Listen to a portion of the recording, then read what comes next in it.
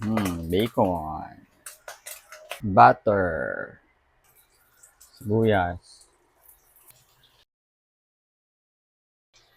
Bawang. Sweet ham.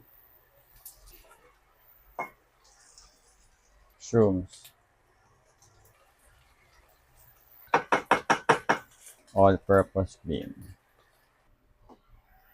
Tapos tubig. Kasi magtutunaw tayo ng cheese. Yan. Pag kumukulo na, lagyan natin yung cheese.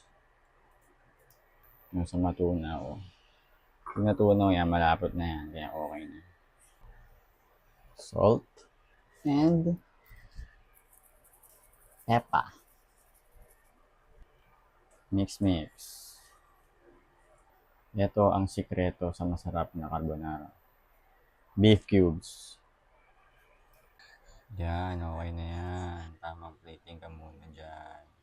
Lalagyan ko pa ng bacon yan sa ibabaw, syempre, para mas masarap. Ngayon, tikiman na.